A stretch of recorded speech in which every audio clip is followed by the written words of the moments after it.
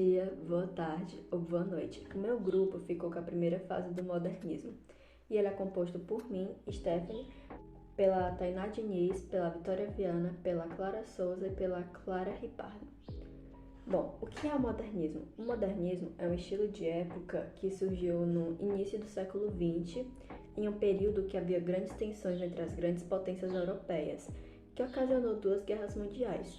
Durante esse período do modernismo, houveram várias inovações e revoluções científicas, como novos computadores, como por exemplo a máquina Enigma foi criada nessa época, e também surgiram grupos artísticos que tratavam mais coisas regionais e características que quebravam com o fantasioso, que foi, por exemplo, o grupo Pau Brasil.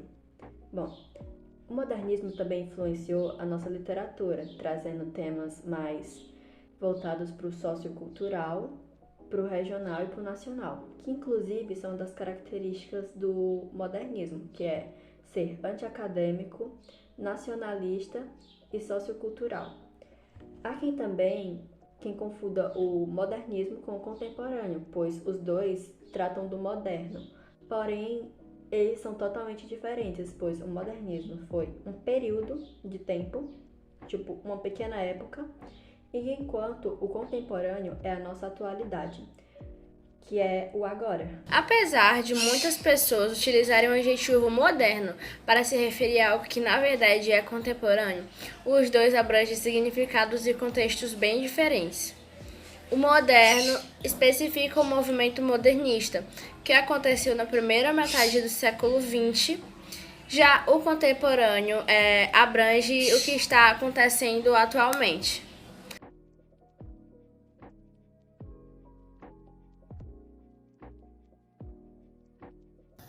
Olá, bom dia a todos. Eu sou Maria Clara de Souza e hoje eu irei apresentar sobre a primeira fase do modernismo e sobre a Semana da Arte Moderna. Bom, o que foi essa primeira fase do modernismo? Além da literatura, foi um movimento artístico, social, político, cultural. Começou no ano de 1922 e foi até o ano de 1930. Veremos que nessa primeira fase, até mesmo as pinturas, as artes plásticas vão sofrer alterações, vão sofrer mudanças de acordo com o processo modernista. Foi uma fase que ficou conhecida como fase heróica, fase destruidora. Heróica, pois foi um período de afirmação nacional, e destruidora, pois a primeira fase já veio com aquele caráter destruidor, já veio com aquele caráter demolidor. O marco inicial dessa primeira fase foi a Semana da Arte Moderna. A Semana da Arte Moderna, que ocorreu no Teatro Municipal de São Paulo, dos dias 11 a 18 de fevereiro de 1922. E nessa Semana da Arte Moderna, reuniu muitos jovens que queriam realmente trazer mais arte para o Brasil, que queriam mostrar a arte. E teve muitas apresentações, dentre as quais podemos citar apresentações de dança, apresentações de música, teve exposições, teve recitação de poesias. E as pessoas que participaram, que viram a Semana da Arte Moderna, ficaram muito chocadas, pois estavam muito presas ao tradicionalismo, estavam muito presas àquele tradicionalismo da época. Tanto a primeira fase quanto até mesmo a Semana da Arte Moderna tinha um desejo de apresentar uma arte mais brasileira. E esses jovens, eles tinham como principal objetivo renovar a arte no Brasil.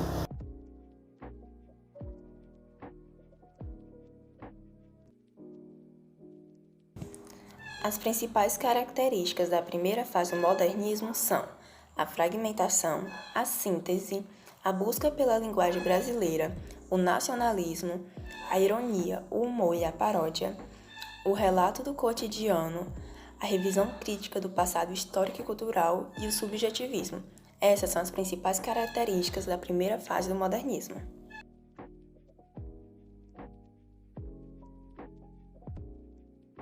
dia, eu sou a aluna Tainá Diniz, eu faço parte da equipe que irá falar sobre a primeira fase do modernismo e eu, Tainá, vou falar um pouco sobre os principais autores e as suas principais obras. Eu escolhi 3 e para dar início eu escolhi Mário de Andrade, ele que foi um dos autores precursores da primeira fase do modernismo. Mário de Andrade ajudou na organização da Semana de 22 e o seu livro de poemas foi Paulicéia Desvarada, esse que se tornou um marco da primeira geração. Agora vou citar algumas das suas principais obras. Para começar, Amar, Verbo Intransitivo, de 1927, Paulicéia Desvarada, de 1922, esse que eu falei anteriormente, Macunaíma, de 1928 e, não menos importante, A Escrava que Não Era Isaura, de 1925. Manuel Bandeira, autor de alguns poemas autobiográficos com teor melancólico e triste, ele imprimiu em suas obras a sua rebeldia, desejo de liberdade, saudade da infância, permeado por temas profundos sobre doenças, como, por exemplo, a tuberculose, e as suas principais obras incluem Os Sapos, recitado à semana de 22, As Cinzas das Horas, de 1917, Ritmo Dissoluto, de 1924 e Libertinagem, de 1930. Luiz de Andrade, escritor e dramaturgo, também foi fundador do movimento antrópofo, junto a Tarsila de Amaral, que visava uma cultura revolucionária brasileira. Militante, foi um dos autores mais polêmicos e irônicos de sua geração. Suas principais obras da primeira fase do modernismo foram Os Condenados, de 1922, Memórias Sentimentais, de João Miramar, de 1924, Manifesto Pau-Brasil, de 1925, Pau-Brasil, de 1925 e Manifesto Antrópofo, de 1925 também. A primeira fase do modernismo, ela também foi liderada por outros grandes nomes da literatura, seja da música ou das artes plásticas. E eu tô um pouquinho rouca, mas vai dar certo. E agora eu vou ler pelo notebook, por conta que são nomes complicados de se pronunciar e de decorar. Alcântara Machado, 1901 a 1935, Menotti Delpichia, de 1892 a 1988, Guilherme de Almeida, de 1890 a 1969, de Cavalcante, de 1897 a 1976, ele é pintor brasileiro.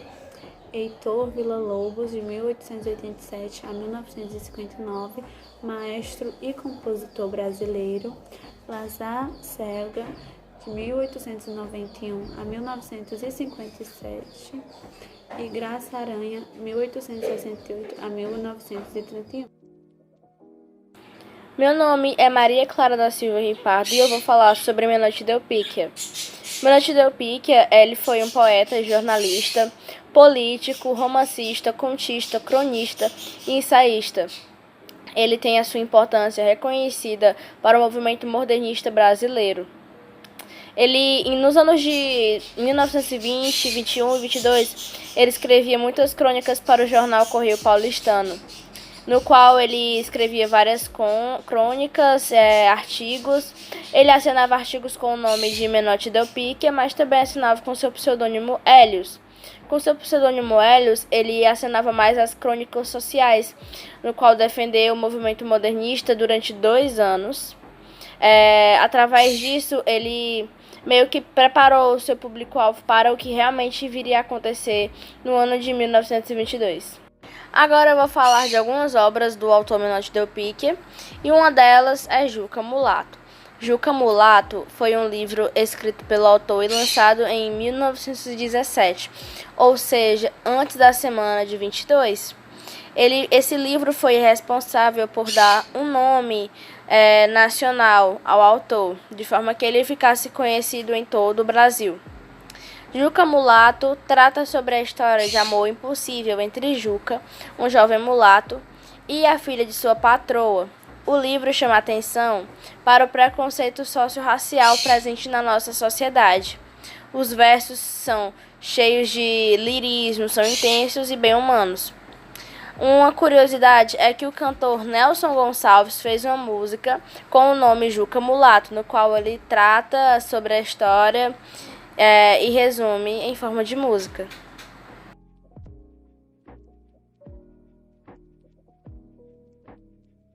Agora eu vou falar de Tarsila de Aguiar do Amaral. Ela nasceu em 1 de setembro de 1876, em São Paulo. Ela foi uma pintora, desenhista e tradutora brasileira. Ela é considerada a melhor pintora brasileira latino-americana do movimento modernista. Além de ser considerada a pintora que melhor alcançou as aspirações brasileiras de expressão nacionalista nesse estilo modernista, ao lado de Anita Malfatti, uma das artistas centrais desse movimento. O seu quadro Abaporu, de Tarsila do Amaral, ele inaugurou o movimento antropofágico das artes plásticas. As obras de Tarsila do Amaral, é impossível não lembrar de Abaporu. É uma obra-prima da Tarsila do Amaral, pintada a óleo em 1928, para então ser oferecida ao seu marido, o escritor Oswald de Andrade. Podemos analisar a valorização do trabalho braçal, que a gente pode ver nas mãos e pés enormes, e a desvalorização do trabalho mental, devido à cabeça minúscula. Essa é uma das interpretações de Abaporu. Agora eu vou falar de Operários, um quadro pintado também por Tarsila de Aguiar do Amaral, em 1933. Ao fundo dessa tela, podemos observar uma fábrica e, em primeiro plano, um aglomerado de operários com expressão facial neutra. Essa pintura retrata o começo do processo de industrialização brasileira, e principalmente a paulistana, com o surgimento da classe operária e o impulsionamento do capitalismo e a imigração de várias pessoas. A que restou foi a última do grupo dos 5, Anita Catarina Malfatti. Nasceu em 2 de dezembro de 1889, em São Paulo. Ela foi uma desenhista, pintora, gravadora, ilustradora e professora ítalo-brasileira. Ela é portadora de deficiência motora e foi considerada a pioneira da arte moderna no Brasil. Falando agora das obras de Anita Malfatti, não tem como não citar O Homem Amarelo, produzido em 1917. Essa obra foi considerada a obra mais famosa, uma das obras mais famosas, mais importantes de Anita Malfatti. Ela foi parte integrante da exposição de 1917, mas também participou da Semana. A Estudante é também uma obra produzida por Anita Malfatti em 1915. Ela foi exposta na Semana de Arte Moderna de 1922 e está localizada no Museu de Arte de São Paulo. Essa obra ela expressa o interesse da artista em retratar o estado psicológico de seus modelos. Agora eu vou fazer a leitura de um dos poemas de Manuel Bandeira. Manuel Bandeira ele foi um importante escritor, poeta do movimento modernista, porém ele não faz parte do grupo dos 5, que já apresentamos anteriormente. Eu vou fazer a leitura do poema Os Sapos e depois vou fazer algumas observações simples. Enfunando os sapos, saem da penumbra. Aos pulos, os sapos, a luz os deslumbra. Em ronco que a terra, berra o sapo-boi. Meu pai foi à guerra. Não foi. Foi, não foi. O sapo tanoeiro, parnasiano aguado, diz, meu cancioneiro é bem martelado. Vejo como primo em comeus hiatos. Que arte! E nunca rimo os termos cognatos. O meu verso é bom, frumento sem joio. Faço rimas com consoantes de apoio. Vai por 50 anos que lhes dei a norma, reduzir sem danos a formas, a forma. Clame a saparia em críticas céticas, não há mais poesia, mas há artes poéticas. Urra o sapo-boi, meu pai foi rei. Foi, não foi. Foi, não foi. Brada em um assomo o sapo tanoeiro. A grande arte é como lavor de joalheiro, ou bem de estatuário. Tudo quanto é belo, tudo quanto é vário canta no martelo. Outros sapos-pipas, um mal em si cabe, falam pelas tripas, sei, não sabe, sabe. Longe dessa grita, lá onde mais densa, a noite infinita veste a sombra imensa. Lá, fúlgido ao mundo, sem glória, sem fé, no peral profundo e solitário, é que soluças tu, trânsito de frio, sapo cururu da beira do rio. Aqui, como a gente pode ver, os sapos não são de verdade sapos. O Manuel Bandeira ele se refere aos parnasianos. Ele meio que faz uma alegoria e satiriza os poetas, né, parnasianistas. É isso.